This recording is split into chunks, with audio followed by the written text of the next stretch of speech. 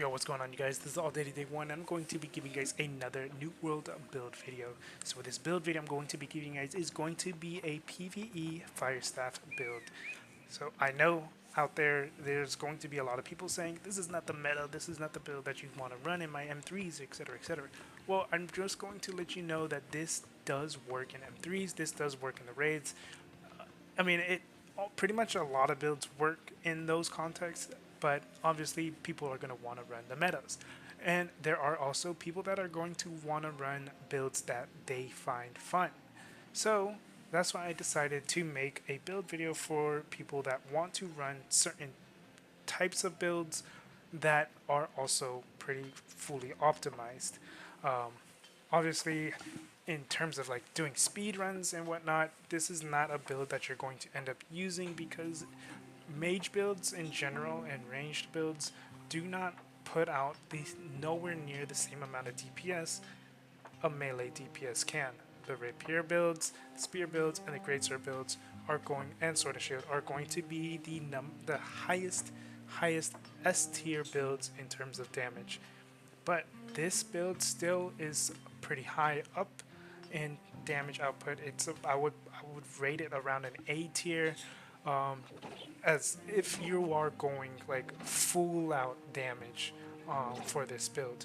If you're trying to play just safe and ranged, then the damage would drop from an A tier down to like a maybe low C tier. Again, it really depends on the type of player you are. But this is going to be, I would say, an A tier mage build. Definitely one of the, if not the strongest mage builds in general. But yeah, so let's go ahead and get right into it. I'm going to go ahead and show you the attributes first. So here is my stat split. The reason why I go 50 strength and 50 dex is because 50 strength gives you 5% light attack and 10% heavy attack damage, because you're capped out on intelligence at 500. So you can't invest in anymore. Even if you did somehow, if you ended up making gear swaps and stuff, you're still going to be capped at 500, and it's going to tell you in red that 500 or like 520 out of 500 because you're at its exceeded cap. And the reason why I went 50 dex is because of the 5% crit chance and then 5% base damage while at full health. So again, that is very important. This can be okay if you decided to go with this instead of the strength, but I just don't think you would have enough points to actually reach it. But even then, I guess it really depends. You can ignore the strength because you are going to be light and heavy attacking a lot. That's why I still did that. But you can go with this so that way your burns can also still do a little bit more damage. But I would just stick with 50-50, 550. And the reason why I went with 50 focus is, I mean, obviously the 25 is good because of the 5% cooldown, but then this, you know, you can either go here for the 10% incoming heal, or you can just go ahead and go the rest into con for the extra survivability. But as long as you have intelligence maxed out, dexterity 250, and then 50 in strength and 25 focus, then you can put the remaining points into wherever it is you want. Now, we're going to go ahead and look at the weapon mastery. So for Firestaff first, this is your main hand weapon. You have a few different options of going about this. You're obviously going to keep your fireball. You don't need to get the catch perk. You can if you want, actually, for the cooldown. Probably ideal actually is I will actually do that. Yeah, I'll do that right now actually, so you guys can see in real time what the build is supposed to technically look like. Alright, so you can go with burnout if you wanted burnout. If you are not a fan of burnout, do not go for it. You can go for incinerate, so you can get more damage output from that. Let me go ahead and just finish the rest and do that. Unfortunately, I'd be missing out on this, but I mean, it is what it is, I guess. I mean, above 50 mana, yeah, it would be pretty tough. because that was the main reason why I went with Burnout, because it was only 3 points and then I didn't need this. But anyways, you can go with Incinerate, and if you don't want to Incinerate because they have to be within melee range and you want to fully stay range, you can go Meteor Shower, and then you can, I would either put Kindle or Clear Mind if you want the extra 5% in power while you're above 50% mana. So either or, do not go for Flare. Now, if you want the disease as well, because there are going to be some cases where you will need disease in PvE, like for example in nature mutations, they will have compost, and compost will basically heal your enemies. You can just put the 1 point into immolation, and then it'll give you the disease, and it'll help you and your team in general. Now, for me, again, I personally prefer to go with Burnout. I'm missing a point. Oh, it's because I went with Catch for the cooldown. I'll just go with this instead. So if you like Burnout like me, then you can go with Burnouts. But yeah,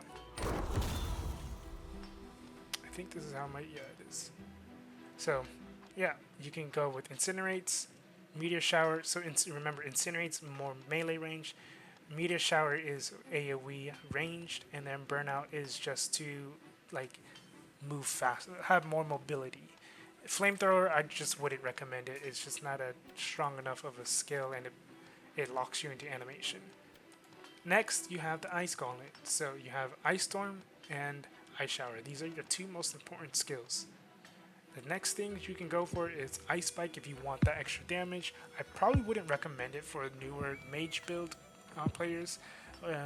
The one I would recommend is going Ice Pylon for the extra damage from Ice Pylon, or going Wind Chill so you can help with stamina damage or push mobs into a clump.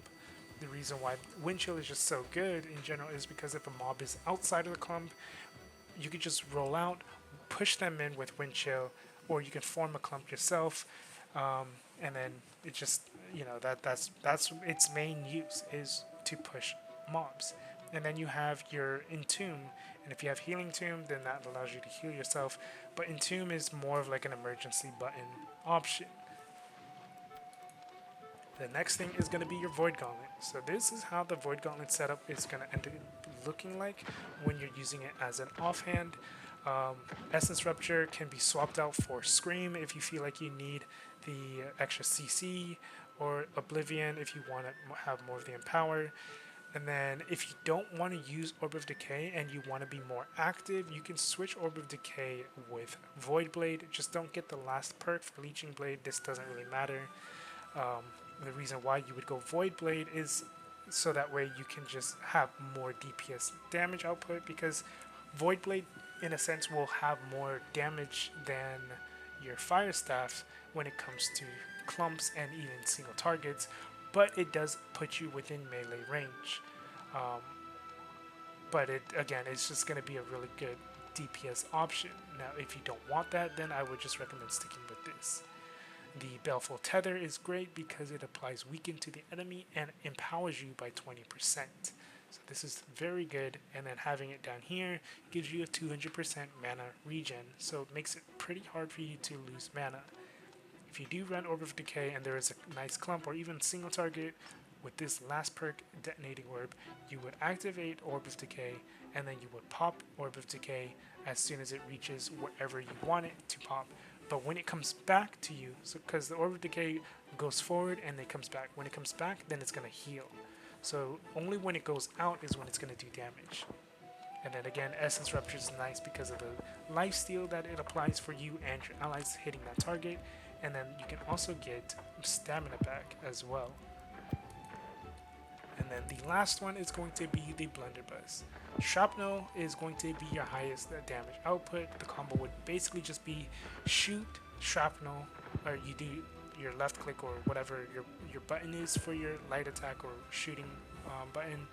So you shoot and then use Shrapnel Blast into overall shoot, and then splitting grenades right after. And then Claw Shot is the only good option, other third option in my opinion. because it allows you to at least get to the target and then set up your burst, whereas the net shot doesn't apply slow to bosses, and it's just really not that great of a skill. Unless it was like an AOE, if they had changed this into an AOE, then it could have definitely been a much better option. I'd rather it be AOE than have the bleed, to be honest. The bleed just not worth it at all. Mortar charge is pretty terrible damage, and blast shot's okay. It's just the rend is not worth. It's only 10%. The radius for the movement speed is also very small, and you don't keep the movement speed increase as well. And then the wind up from blast shot is also very, very long. But that's it for the weapon mastery. Obviously, you can still use a rapier, but that's a whole different build that we'll end up going over in a different video. Now, for your actual build or your gear itself, the number one perk you want to make sure you have on your gear is going to be Enchanted Ward. So Enchanted Ward is going to be the biggest thing because it applies straight damage reduction. NPCs do both light and heavy attacks. Even with their abilities, those count as light and heavy attacks. And then fire harnessing is going to be great because, again, you are a Firestaff user, so it's going to be nice to increase your empower cap or reach your empower cap. And then obviously health is just good to have in general. But the thing is, you want to also make sure you have 4 out of 4 refreshing. Having 4 out of 4 refreshing allows you to get your skills out faster. Now, what you can do instead of running the attuned leather pants is you can run the nimble coat. But with nimble coat, you have to do PvP tracks, get to rank 20, and then that's when you start having a chance of getting artifact. And nimble coat, what it does is it gives you another 10% refreshing. So it's just an added set of refreshing for your skills. So, and it's really good. The other option is having the Azoth Conductor pants. I don't have it on me right now. You can use the Azoth Conductor pants, which you get from the raid boss, but what it does is it allows you to do 15% elemental damage when you're wearing a medium load. So you wouldn't be light, but essentially you would do almost the same amount of damage while being in medium compared to being in light. So if you felt like you need that survivability while having the Azoth Conductor pants bonus, then you can do that. And then the last thing would be the winged leather boots, which allows you to get a 10% base damage increase while you have haste. Only when you have haste though. So you got to make sure you have a way to give yourself haste if you're trying to make use of these boots bonus. Otherwise, I would just stick with the attuned leather pants, as it gives you plus 15 to all of your or plus 10 to all of your attributes, making it easier to reach these thresholds. Now, for your amulets, it's always going to be, you're always going to want to have some form of protection. So the reason why my gear is gemmed this way is because I was doing a raid. I forgot to put a gem on here. I was using a different one. I was using this one. But yeah, you want to make sure you have certain protections against certain situations of the raid that you're doing. Or mutation. Like if you're doing a nature mutation, you want to have nature protection. And then same with fire protection, etc., etc. And certain bosses also will do certain attacks as well that are not catered to mutations. So having a protection amulet is always the number one priority for your amulets. And then after that is going to be health, and then divine after that. And then for your rings, I have refreshing on it because I needed to get the 4 out of 4 refreshing. But realistically, you're going to want to have either keen awareness or have fire damage. I would recommend keen awareness because that's just an additional 7% crit chance. And then obviously the number one priority for your ring is going to be hardy, and then leeching is also a nice option because it's just more life stealing, allowing you to survive longer. And then for your earring, what I would actually recommend for your earring would be regenerating Refreshing Toast, and Purifying Toast. And the reason why I say regenerating is because before this update, regenerating was a big bad perk to have on anyone other than the tank, because regenerating your health before a tank pulls would generally mean that you're going to have aggro, or aggro could swap at any time, because you being healed over time will generate threats, which is weird, even with regenerating. But now with the way aggro works, tanks, it's a lot harder for a tank to lose their aggro compared to gaining it, I guess. Like, they can gain their aggro very, very, very quickly. They can just hit once and then block, pretty much. But yeah, you want to have regenerating, refreshing toast, purifying toast, or empowering toast. Now for the weapons, I have a keen, vicious, empowering fireball, Firestaff, which is ideal to have a Firestaff like this, just for the damage output. But the actual setup you want is going to be keen, disdained infliction with empowering fireball.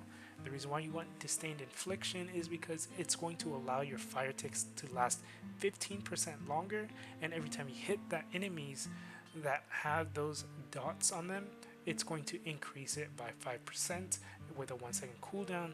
And then in PvE only, you deal 5% base damage increased against enemy hostiles that have damage over time afflicted to them, and you will always have damage over time afflicted to them. The only way you can get the hoplite weapons though is from the last boss in the raid. So keenly jagged is okay. You don't really want to have keenly jagged though on your weapons. Obviously for a hoplite, it's always gonna come keenly jagged and disdained infliction. But the reason why you don't want keenly jagged is because realistically only one person can have keenly jagged that's in your group or raid, because they don't stack unless the developers decide to make that change where keenly jagged and attunement can stack with each other and rune glass can stack with each other, being the same types. Then this could be the ideal setup, because it's just more damage over time. Otherwise, disdained infliction, keen, and empowering fireball are going to be the #1 perks you want to have on the Firestaff. Also, you can apply the disdained infliction perk on any weapon that is, or that you craft, but they are pretty expensive at the moment. They're like 8k right now, so if you don't have one, and if you have the funds, you can buy it, but aside from that, I wouldn't recommend buying it at the moment. I would just do the raid and try to get a Firestaff with that.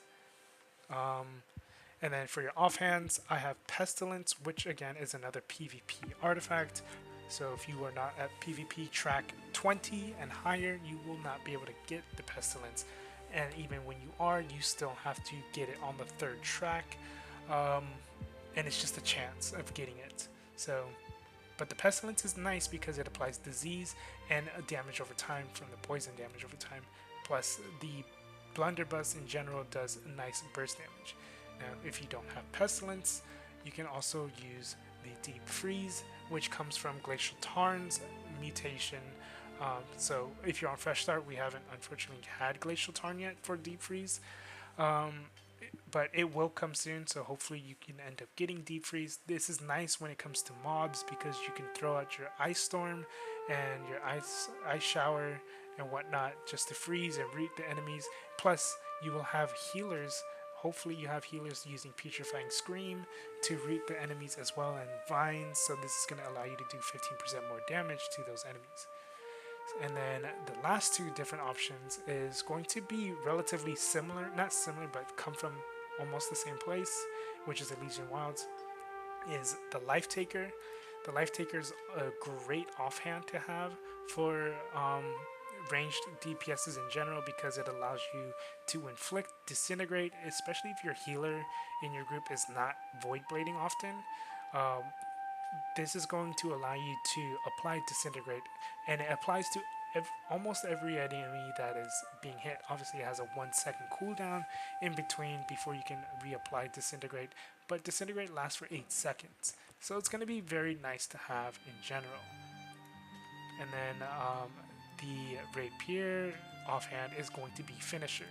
The reason why I would recommend this, in case you don't have anything else, is because you will still do 15% more damage to bleeding targets. And it doesn't have to be your own bleed. It can be bleeds coming from anyone from anywhere.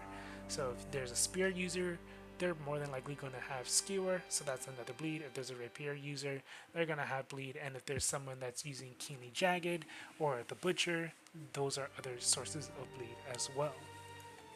And then the places you get Life Taker and the Finisher from is going to come from Elysian Wilds, which is going to be an Isle of Zervan. Now that is pretty much it for this build. And you know what, before I forget, there is a Firestaff you can actually pick up here at the Gypsum Kiln. Right over here. Let's see, I don't remember exactly which one it was called, or which dungeon. No, not this. Oh, the Lighthouse is what it was. So the Lighthouse is a good option because it comes with Keen and Lifestealing, which is okay. You don't need Lifesteal, but it comes with Keen, and weapons generally have a pretty higher chance of giving you weapon abilities. So it could also have the chance of giving you Empowering Fireball, and if it doesn't, it might give you like Vicious or Enchanted or something. But anyways, I mean, the Lighthouse is another good alternative if you've been doing your daily dungeons, your daily regular dungeons, which I would highly recommend everyone doing, just so that way you can at least have the materia to buy something out of the Gypsum Kiln, so that way that's just one less thing you have to open RNG for. But that's pretty much it with this build video. If this helped you guys out, leave a like, comment, subscribe. If you have any questions or concerns, let me know down in the comment section as well. I will also show you a little gameplay as well with this build. I didn't do the raid. I didn't record the raid because I was in a pug, and I don't want to show you guys the pugs wiping, but this was doing, I would definitely say, the most DPS compared to all the pugs, because I kept having the aggro after the tank ended up dying. The aggro would just swap right to me, and I would hold the aggro the entire time. But yeah, that's pretty much it for this video. If this helped you guys out, go and leave a like, comment, subscribe. If you have any questions or concerns, let me know down in the comment section, and I will be posting other build videos as well like this. That's not just the meta builds, but fully optimized DPS, healer, and tank builds for PvE content. And yeah, that's pretty much it. Have a good day, good night, and peace.